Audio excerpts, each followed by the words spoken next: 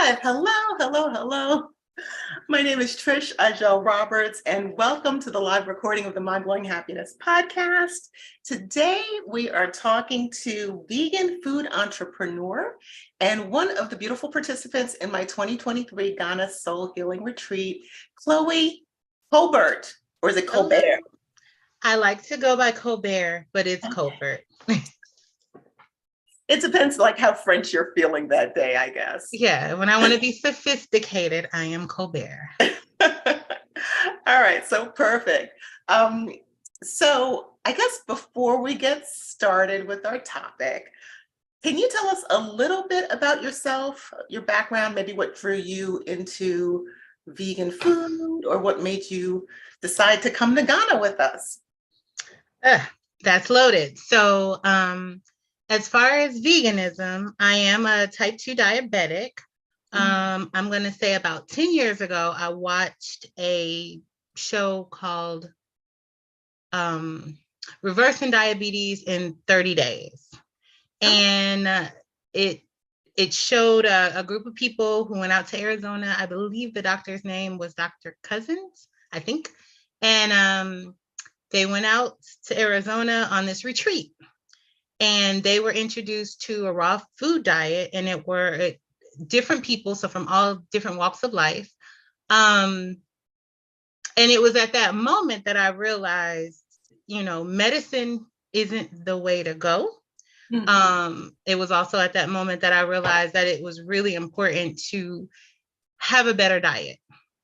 I ended up in the hospital, not for diabetes, but for something else soon after watching that. And when I was in the hospital, as most diabetics know, your blood sugars tend to kind of go out of control with any type of sickness. So as soon as I got out, my sister and I decided to go raw for 30 days. And I'll say the first 2 weeks were really disheartening because I didn't see my numbers drop like I thought they would. But by the third week, my numbers had gone down significantly. Like my fasting blood sugars were in a normal range.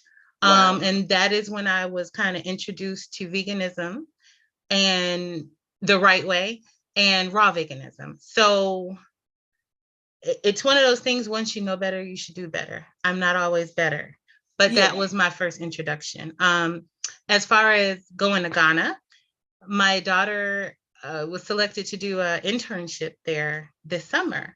And when I was telling my aunt mentioned that she had a friend that was hosting a retreat.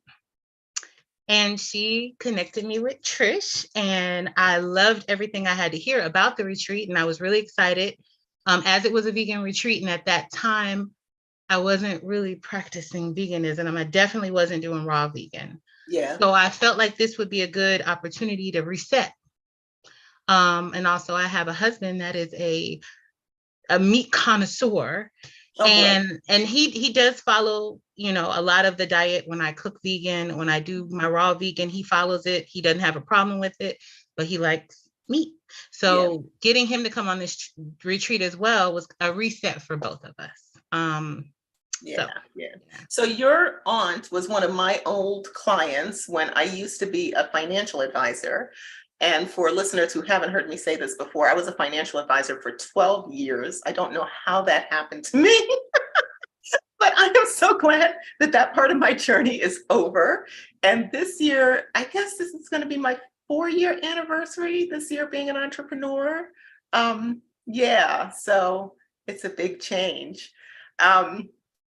So the topic that we're going to get into today, and it's perfect that you're here to talk about it, because you've had the experience on the retreat with me, is, are retreats important for Black people? I had done like one of my first podcast episodes, because I used to when I started Chloe, I would just record by myself for 7 minutes and post it as a podcast. So I did that. And I also had blogged about it, but it was never specifically on the topic of Black people and retreats. So I'm going to give you like a few points, and then I would love for you to weigh in on them. And you mentioned that the Ghana Soul Healing Retreat was a plant-based, environment. what I didn't mention was that it's actually through my event brand, which is Black Vegan Life. And Black Vegan Life also exists as meetups in Atlanta, in Tampa, and in New York. So I guess my first question for you is, what has your experience been like with retreats in general, and then particularly for Black people?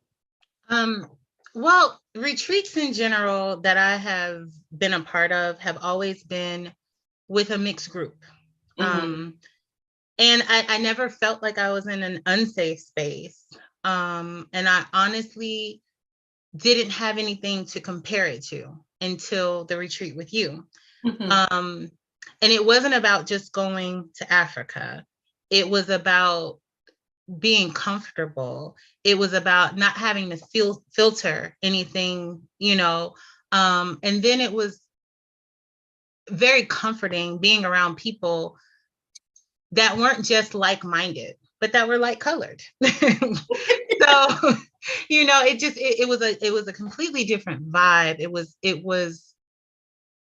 It felt like being at home, and not, again, just because we were in Africa, but because our group, and I will say, I did not know anyone in the group. I did not know Trish before the group. Yeah. So you're always a little bit apprehensive when you are going to travel. And this is, you know, anywhere with people you don't know. So to be with so many like-minded people, down to their diet, down to their physical activity, it was just extremely comforting, and I think extremely necessary. And for people who've only done retreats,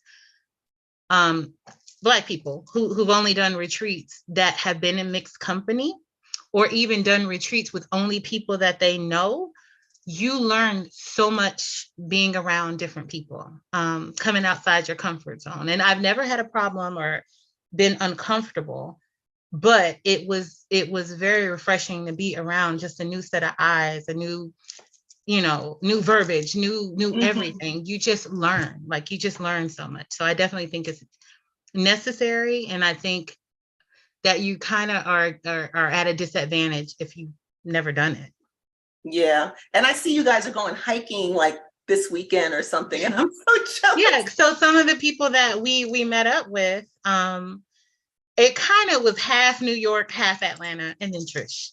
So don't forget New Orleans. We had New Orleans. We did have New Alabama. Orleans. We did. Uh-huh. But the ones that are here in Atlanta, you know, we kind of vowed at the end of the trip, we all got along really well. We kind of vowed not to lose contact, and we haven't. You know, we've been home for a month. We still communicate in our group chat. We still communicate with each other individually. And like Trish mentioned, this Sunday, we are going on a hike. And my husband, who never, ever, ever, ever, ever takes off work, is taking off work to go on this hike. So, oh, wow. Excited. Yeah, that's exciting. So I guess for me, most of my retreat experiences have been diverse or predominantly white. I went to one juice fasting retreat that was hosted by a Black woman, and it was very small. It was maybe 5 or 6 of us, and it was in this beautiful mansion. Although when I think about it, the mansion was owned by a white woman, so she would pop in every now and then. But I think that was the only Black retreat that I had been on, except for ones that I had done myself. You know, so I've had day retreats in Atlanta and some weekend retreats.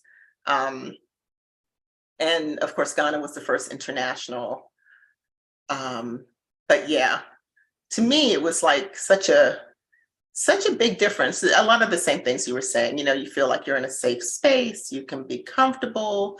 I thought it was particularly important in Ghana because we're dealing with a painful history, you know, that we share as members of the African diaspora.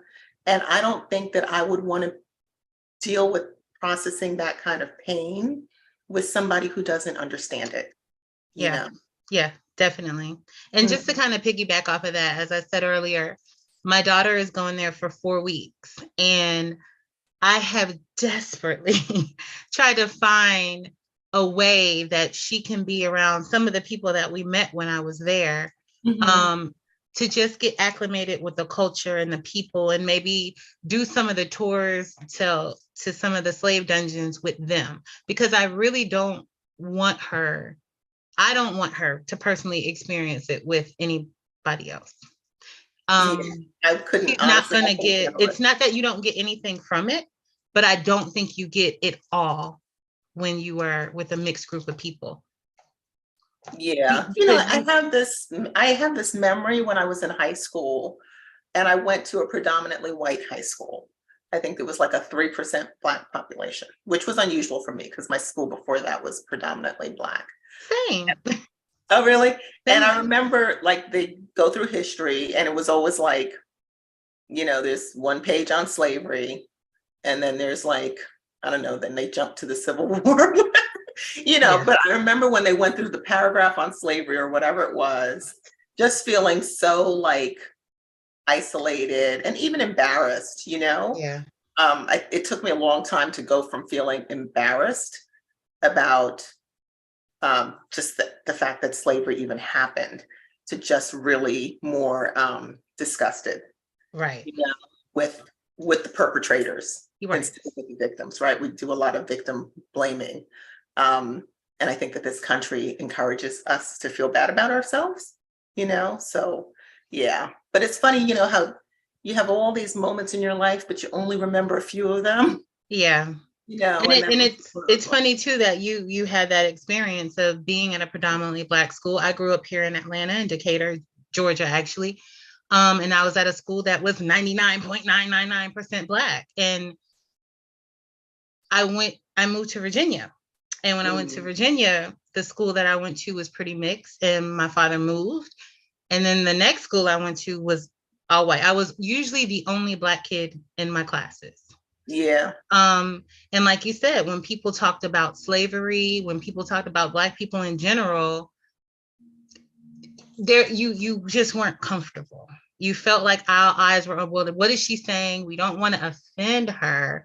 And I'll never forget, I was in a play one year, and I said, well, do we do the Black national anthem? Because again, growing up in Decatur, Georgia, everything was Black, Black, Black, Black. Mhm. Like me in And they Brooklyn. were like, what are you talking about?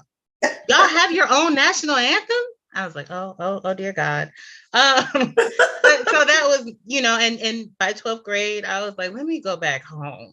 And Yeah, I left Virginia in 12th grade. I was like, I want to graduate with my people, because yeah.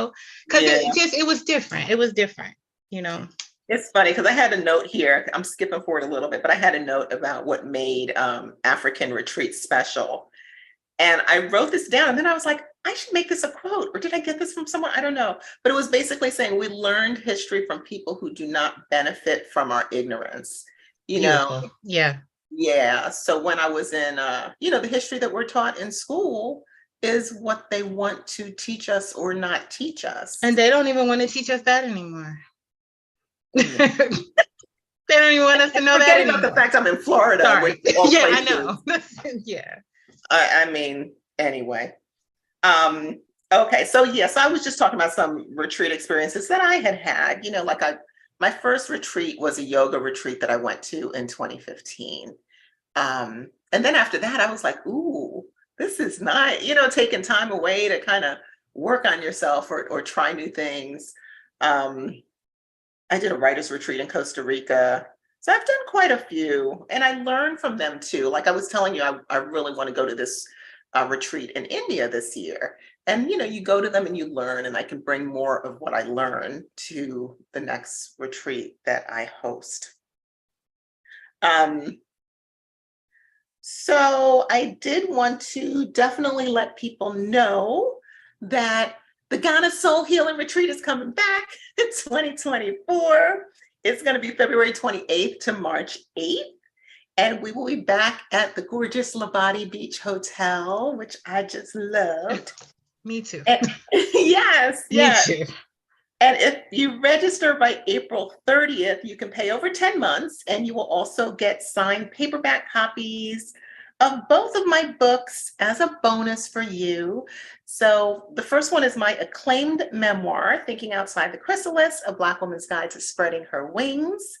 and 12 Steps to Mind-Blowing Happiness, which was a #1 Amazon bestseller, and it was endorsed by iconic spiritual coach and everyone's favorite auntie, Iyanla Van Zandt. And you can learn all about the retreat by visiting mindblowinghappinessprograms.com/Ghana.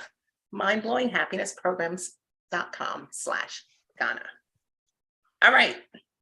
So we talked about feeling the difference when the people at retreats are Black and how that kind of makes us feel more comfortable. I want to talk a little bit about just kind of retreats overall. So I have a few ideas and you can just kind of chime in, let me know what you think. So the first reason I think that retreats are important is, one, it allows you the time and space to work on yourself without being distracted. And to me, it's like, it's such an expression of self-love for me when I treat myself to that, you know? What are your thoughts? Well, first, I'm happy that you are aware that it is a treat to not be distracted. I think our society, I used to just blame it on the kids, but it's everybody. We're really addicted to the screen. We go throughout our lives needing, first thing in the morning, you look at your phone, you get the weather off your phone, you get the news off your phone, you get the traffic off your phone. So you're constantly connected to a screen of some sort. And I don't think that a lot of people do realize it is a big distraction. One of the things that I enjoyed, I don't know if everybody did, were the moments of not having internet connection. You don't even realize how much you are using the internet.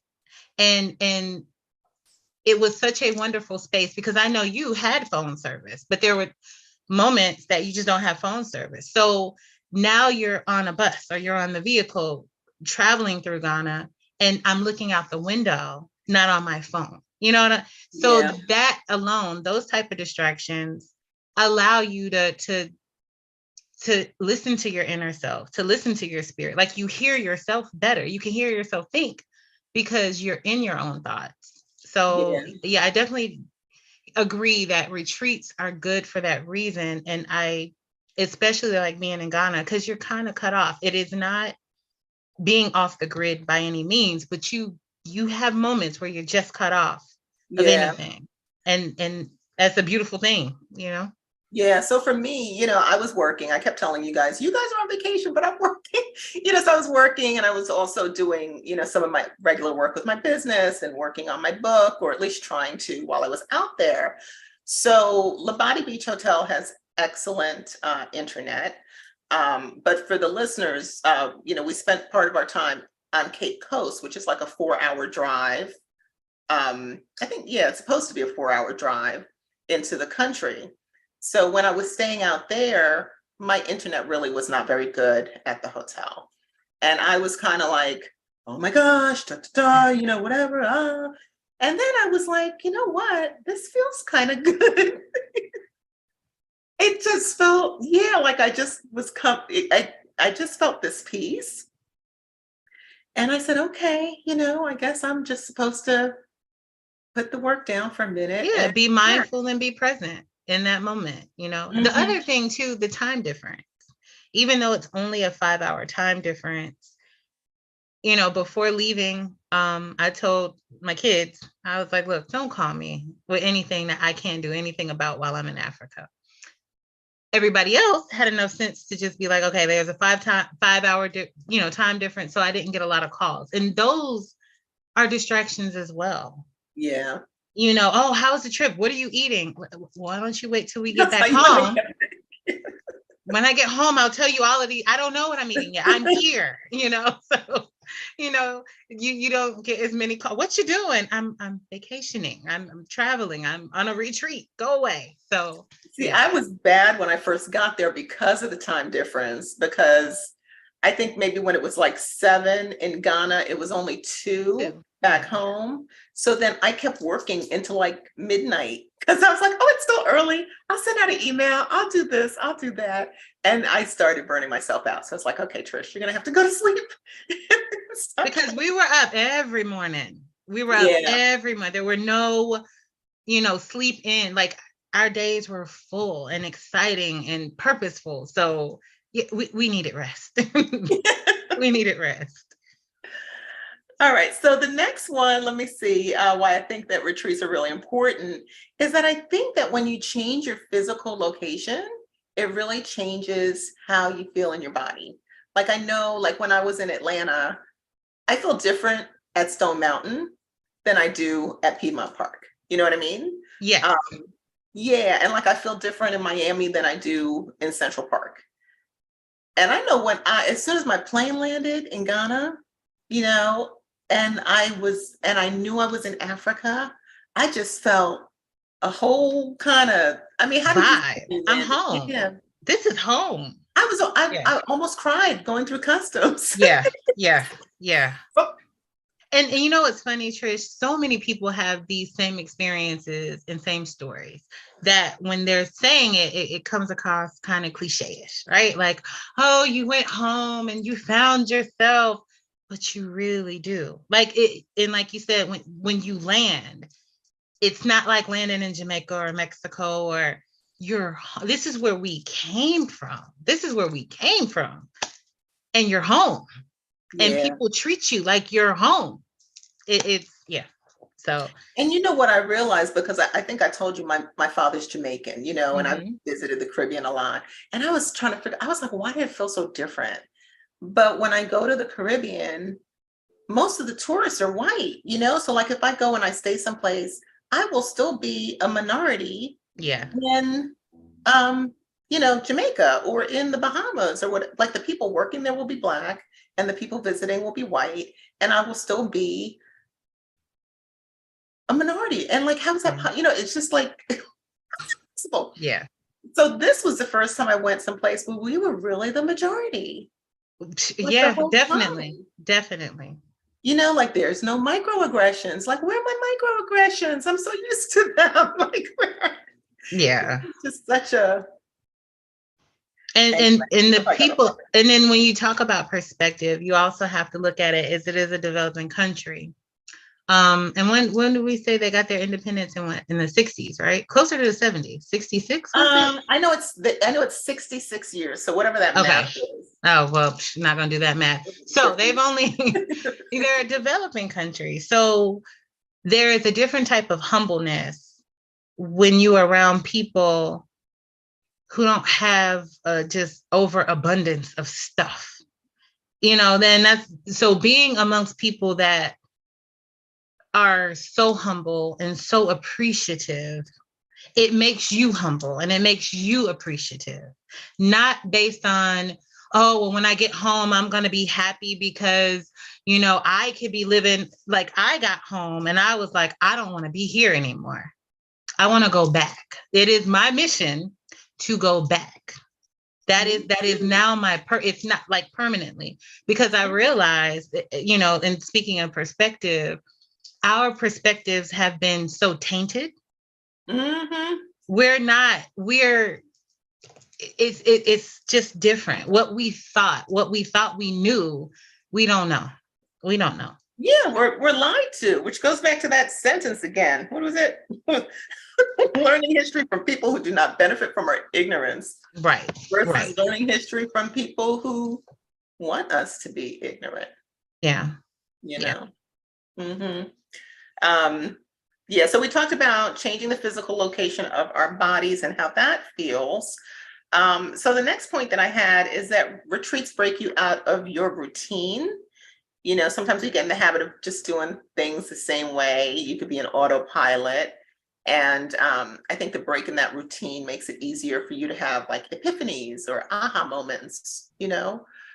Did you have any aha moments that you would want to share when you were in Yeah. Ghana?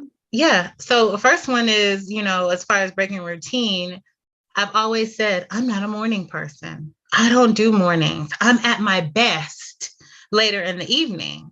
Mm. I was forced to break routine. I was forced to wake up every morning and get out and go. Even for my husband works second shift. He Uh-huh. was forced to get up every morning and do things. I've spent probably the last decade going, oh, we don't eat breakfast. because we don't get up. Um, and it was like, so every day, for 10 days, every morning, I was a morning person. We were eating breakfast. There were mornings where he beat me to breakfast. So it's like in changing a routine, you realize the things that you tell yourself that you're not or that you aren't necessarily true. It's situational. So, and that's what it all boils down to. It's just situational. So while I'm here, things are unhealthy and stressful, and you're always rushing, and you don't think you have time for, like, what is that? I don't have time for breakfast. What is that? What does that mean? You don't have time to feed yourself? Out of the 24 hours of the day, you can't feed yourself in the morning? So breaking that routine was definitely a welcome to myself, because I learned, like, since being back home, I get up every morning, I pray, I meditate, I journal. I wasn't doing that before. So I no longer can say I'm not a morning. I am a morning person. I'm the most productive in the morning. So yeah, breaking that routine, words are powerful. If you say what you are, then that is what you become. But then when you're doing things opposite than what you said you are, you realize that's not who I am. I'm not that. Because the thing is, we can change. Like, I would never say I was a morning person either. I used to love to be up at night. And I guess I'm thinking, I ran a marathon in 2017. And I used to go to bed at 9 and wake up at 5 to run in the morning, in the dark, whatever. But I was committed to doing this thing. And it was like, oh, okay, it's not impossible, Mm-hmm. And now, actually, with the book that I'm working on, I started reinstituting that, waking up at 5, because there was an entire day for me anyway, between 5 a.m. and 10 a.m. Okay. Like 5 hours. It's like a whole extra day, because in the evening, I'm not as productive. I'm probably like watching Netflix. Yeah. Or scrolling on Instagram or something, or eating something I don't need to be eating. So yeah. So you can definitely change yourself. Yes. Yeah. We're very adaptable creatures. Yeah. I think for me, oh gosh, I probably had a lot of ahas, but the one that really stuck out for me was when we were in the dungeons. And we toured all of the dungeons in the bottom, and then they had us go up the stairs to, I want to say they said it was the governor's house. Right. That was yeah. I think that was the word they used, governor. And in that room, there were like these walled floor to ceiling windows and like this panoramic view of the ocean. Yeah. And it was so beautiful. And I was just thinking, what is that? I don't know. It reminded me of someone in my family who I believe to be a narcissist. And I was just like, what is this, like this colonizer energy? Just the fact that that's a real thing. Like we read about it in the books that people really did this to people, but it's so outrageous. It's hard to even understand how people could have done that.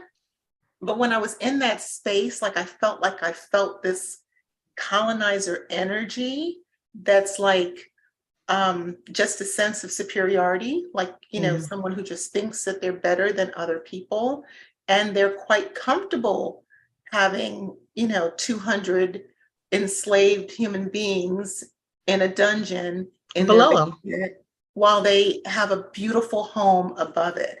Like that was just like, for me, it was just like mind blowing or mind numbing. I'm always someone who sees the best in people, so it's hard for me to see that. But it felt like an awakening, for me, with what I'm dealing with in my personal life, but just in general, like that understanding that, there are people who really hate you. Like you can be the most loving person in the world, and it's like they just hate you. Yeah. It sounds crazy, but it meant that experience, that aha moment for me meant a lot. Yeah. And for me, and this is where I say safe space. So one of the things will be will I share this podcast with friends? I have a lot of friends that are not Black. And at the slave dungeons, one of the things that struck me the most, like you said, how can people treat other people this bad? How can people treat you like where did you get your sense of superiority where, you're living lavishly up here and down here, you got people in dungeons, people, Yeah. sentient beings are in dungeons, right? Your dog is not in a dungeon, but people are there and you're okay with that. You're okay with that. And so I had to kind of come to grips. How can a group of people just be okay with it?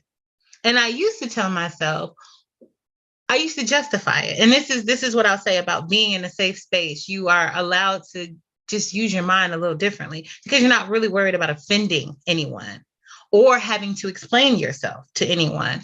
So for me, I was like, well, how could they do this? And my justification, not that I ever thought it was right, was, well, they looked at us as animals. So maybe if they truly saw us as animals, then maybe it was easier for them to treat us a certain way. And somebody said, but they treat their animals better. So we were less than their animals. And I just kind of concluded they don't have souls.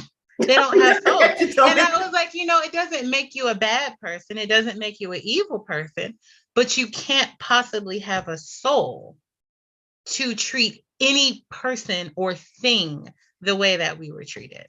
You can't. So there's that. I had read something, and I don't recall where, but it was about Native Americans. And when they first encountered, I guess, the quote unquote white man, right? And they said to themselves, or they were processing what was happening, and they said, you think with your head and not with your heart. So I think that that's a lot of what you're saying. Yeah. You know what I mean? And we see it in this country. It's a capitalist country about money. If you don't have money, you can sleep in the street. You can sleep in a pit. You'll be quick to get murdered or, whatever. So, so there's that. And then the other thing I was thinking about while you were talking is there's a book called My Grandmother's Hands by Resmaa Menakem. And Resmaa, if you were listening, I've been trying to get you on my podcast for a long time. So reach out to me. But what he said in his book is that a lot of the atrocities that white people were, I can't think of the word that I want, were subjugating Black people with, they learned from each other from like the medieval days, because they had all kinds of torture devices for each other. They were stretching each other, they had just craziness when we think of times. So when I read that, I was like, you know what? That's kind of true, that there were these atrocities committed against each other.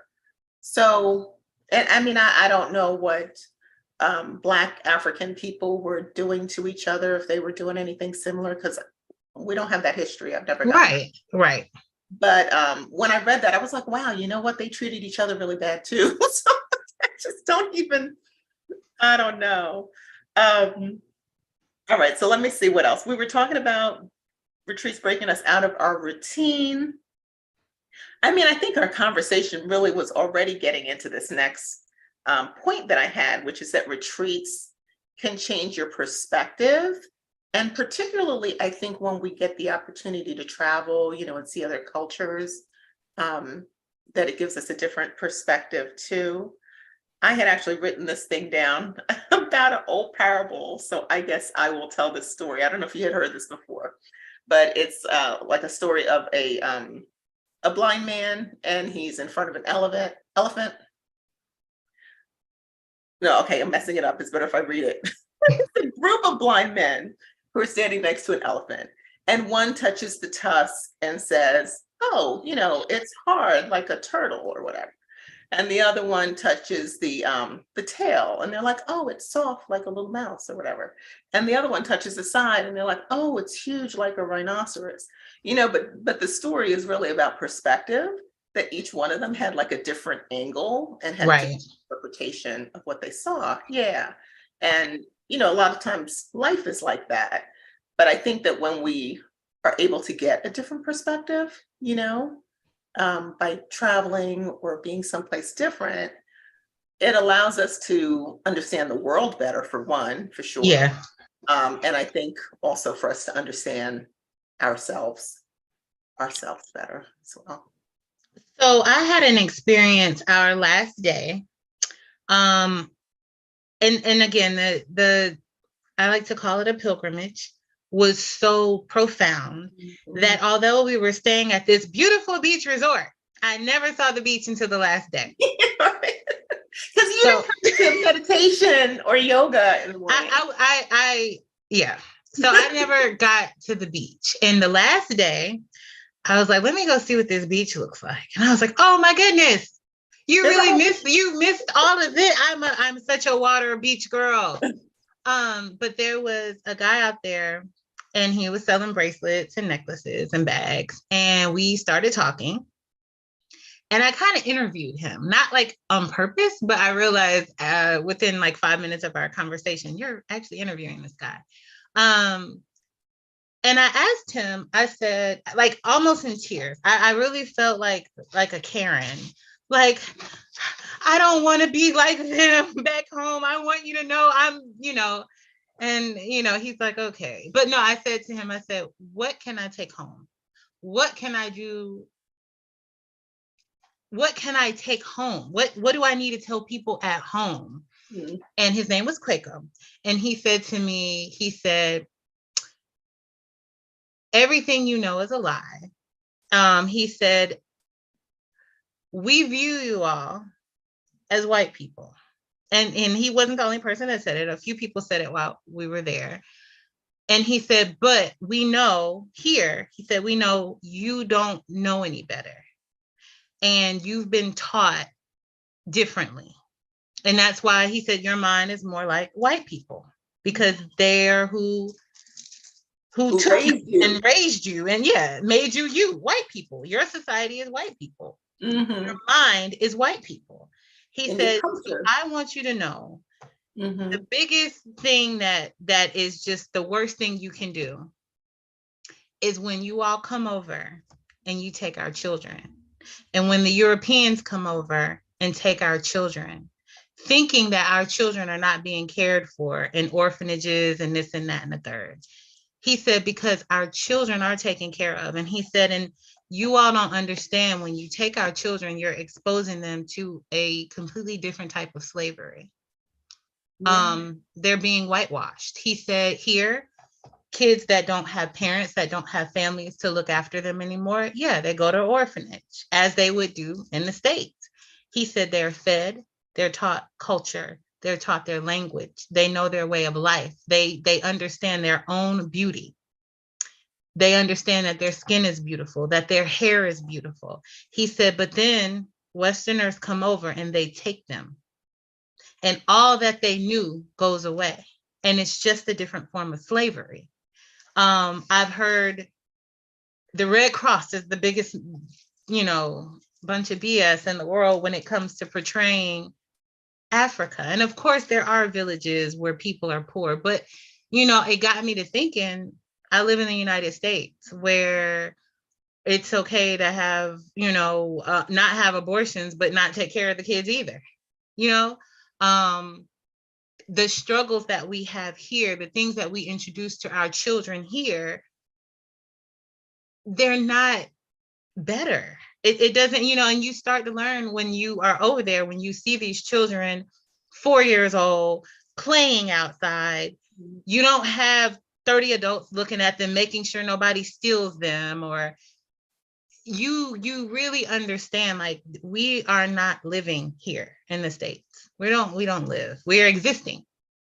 And really it's all about looking at it from a different perspective. When you are told, oh, they're poor, you see the commercials back in the day where kids are swatting away flies. And again, I'm sure there are villages where people are extremely poor and you don't, I heard somebody say, Ghanaians really only eat twice a day.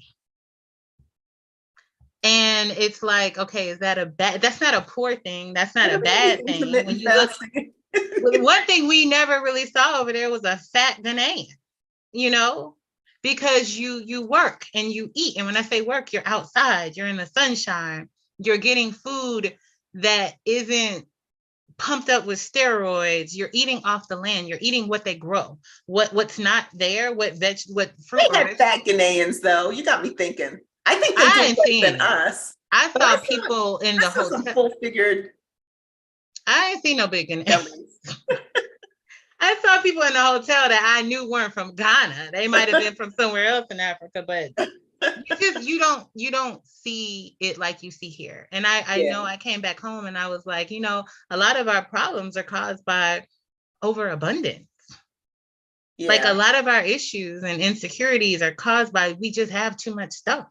But yeah, back to perspective, it's one of those things where, again, on this side of the pond, you look and you go, oh, that's sad. And then you get over there and you go, oh, we're sad. We are sad. Exactly. They got it together. We don't. Yes. Like, my thing was the joy, like when we drove through communities that, are poor communities, they're living in little huts and stuff like that. You see people running around with, no shoes and dirt roads and all that kind of stuff. But it was joyful. Yes. It didn't feel angry. Like when you go into like a poor urban community, people are pissed that they're living in an environment, and they should be, you know what I mean?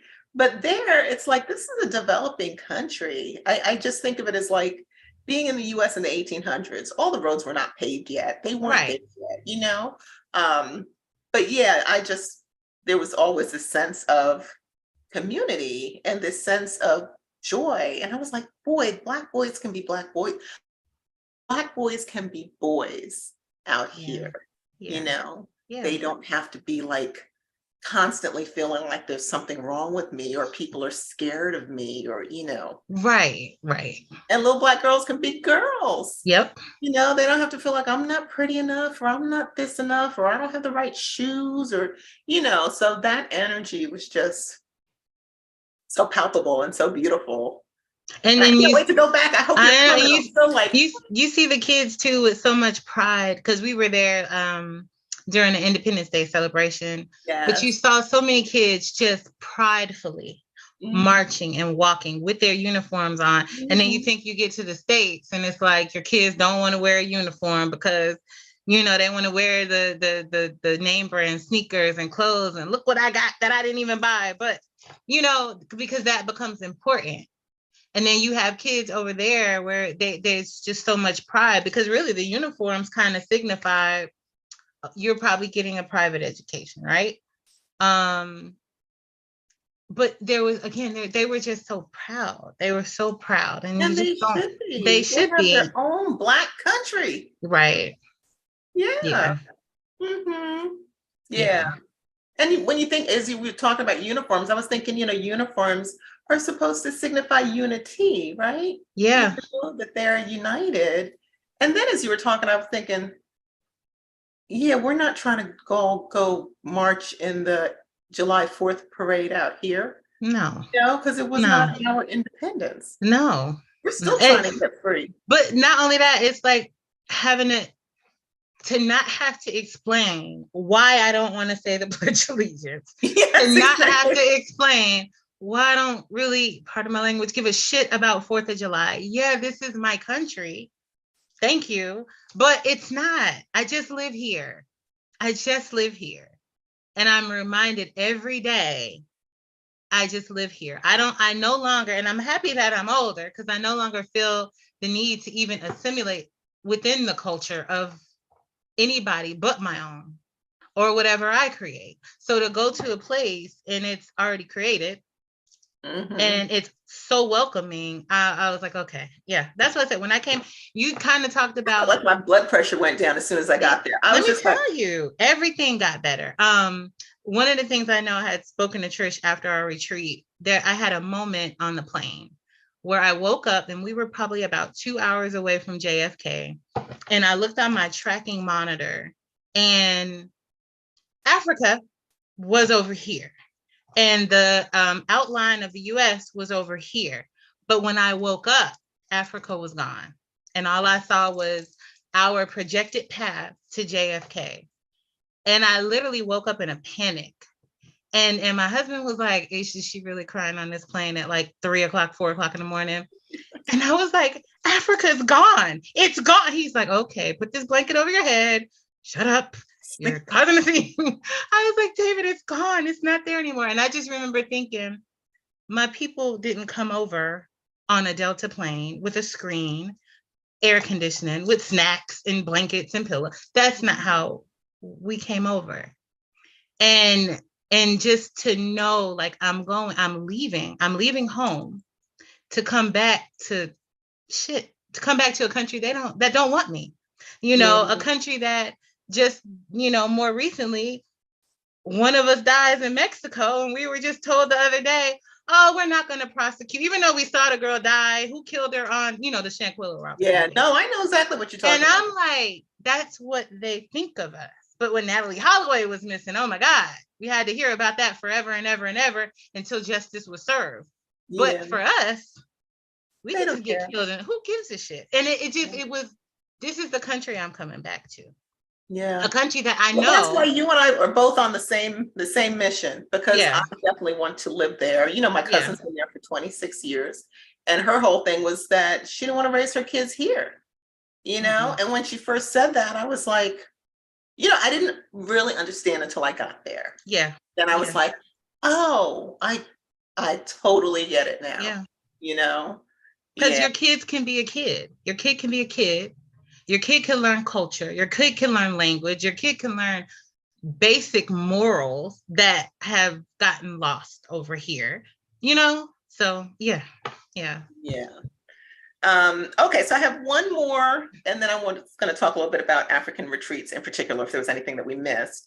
And I guess we kind of started with this too, that retreats are a great way to make friends. Like, most of us make our friends in school because we're all going through this experience together and we're spending a lot of time together, or I've made friends like in coaching cohorts, like groups that I've spent some time together, or we had to do some work together, or jobs that I've had, because it's the same kind of thing, like you're all kind of going through the same thing together. So I think retreats are a really nice way to make friends. Mm-hmm. Yeah. And like we were saying earlier, we're getting together this weekend for a hike. All right, so I have a couple things here about why I think African retreats are special. And I'm just going to read them, and then you can kind of tell me maybe your favorite one.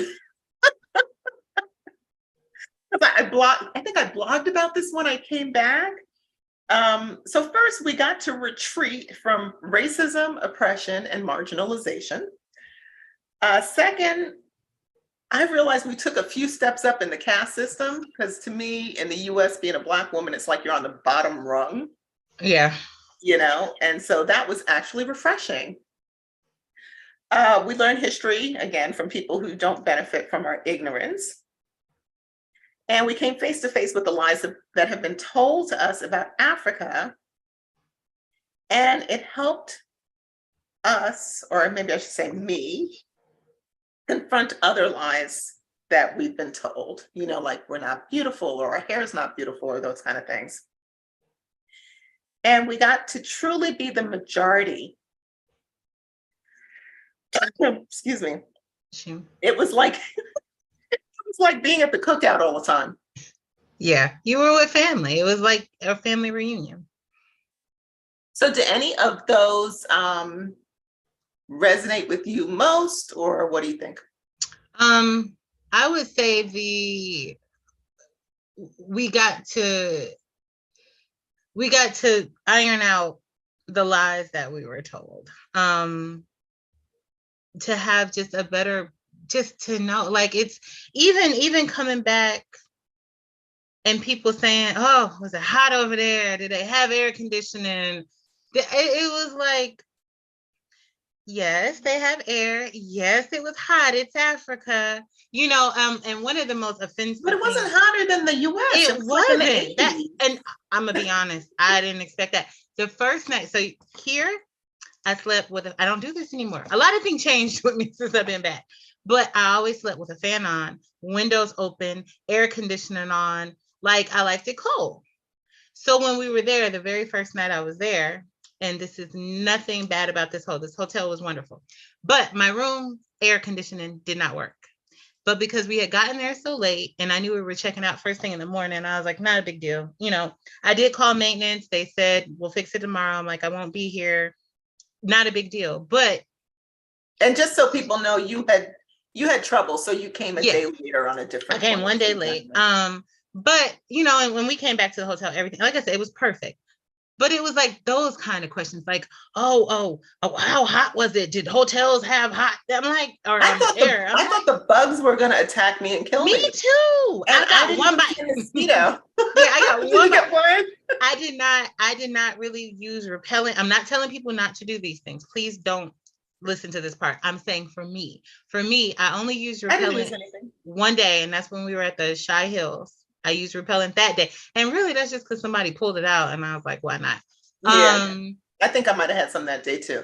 But but I never, yeah, I didn't I've get gotten bit more up eaten or up yeah, in Brooklyn. I've gotten more yeah, eaten up in Brooklyn yeah, and in Atlanta by yeah. mosquitoes. Yes. I get tore up here. But Hmm. then so there were so many misconceptions and lies put to rest. Hmm. Of every just I got questions that I understood why they were asked. But I also feel at a certain age, like, just look it up. People were saying things like, Well, people did don't it know. smell bad? I'm like, no. Why would it smell bad? But that's the thing. When we talk about the lies we've been told. Yeah, like No. what and then I started thinking just one of the most profound things that happened were when I saw things over there that were traditional and normal that have actually been brought home, that have been brought, back to America. And it was like, oh, that's where we got that from. Oh, that's why we do things this way. So I say that to say cleanliness. It has always been a stereotype or a stereotype, that's what I'll call it, that Black people were cleaner in the sense of, we clean our food, we clean our chicken, we clean our vegetables, right?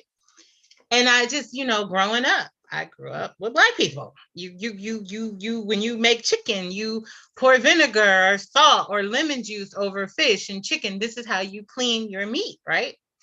Um, and when you go over there, that is how they prepare. And it takes them so long to prepare food, but because they put the love in it, the care in it, the preparation. Um, and so it's like those types of misconceptions just gone. Like you realize where we get things from. You realize we are very clean people. So that whole do people stink? Do people, because it's hot, do they wear deodorant? Nobody is walking around. You get what I'm saying? Funny Like though that people were asking what? that. But Yeah, but before yeah. we go on, because I know we could I'm probably talk sorry. about this for a whole nother hour. Yeah. Um, on my last day there, because I thought I was going to do one time and I was done. I was just like, I have got to, I felt like, Moses parted the Red Sea or whatever, or the tablets or whatever they do. Somebody, like, I heard God's voice.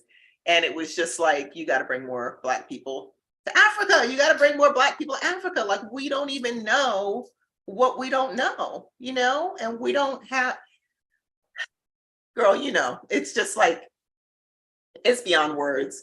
Um, So I guess that's probably my kind of closing comment. If you have any thoughts on the importance of Black people going to Africa. Yeah. Yeah. I think everybody owes it to themselves if you are financially able to. And if not, make a way. Because I told my husband when we got back, I said, we've traveled here, we've gone here, we've gone here. And I said, I'm not saying I don't want to go anywhere else, but I really don't have the desire anymore to go anywhere until I can get back there. I don't have the desire to go places without going back. Like that is always going to be a priority. What I loved hearing was like people who live in Ghana talk about, oh, I went to Tanzania, or I went to Ethiopia, or I'm going to Dubai, or I'm going, Yes. like they're Morocco. traveling, but it's Yeah. all in that That's area. And it's like there's so much to explore, yeah. just Yeah. on the continent. And it's funny too when people There's just Morocco, if you wanted to go more European. yeah. And I was gonna say it's just funny because when you look at Africa, even the size of Africa, we've been lied to about how it's represented Yes. on the map. It's not Yep. accurate. It's huge.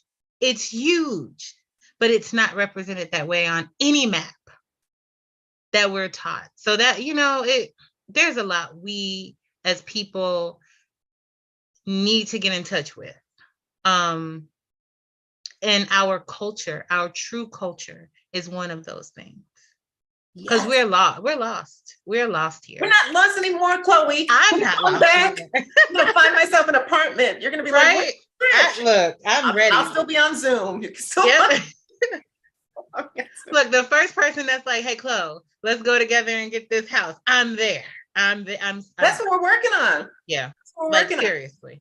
Maybe I should add that to the next trip too. Yeah. Maybe visit like an That apartment. yes, that would be a good thing to do. I got my You list said that. going. Yeah.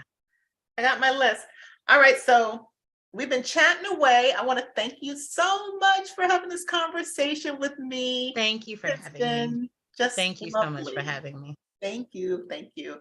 Now, do you have anything that you want our listeners to know about? Any projects coming up or going on with your business? What's going No on? projects per se, but just kind of plug that I had I used to do meal prep and catering for vegans. And I stopped about 2 years ago when I lost my son.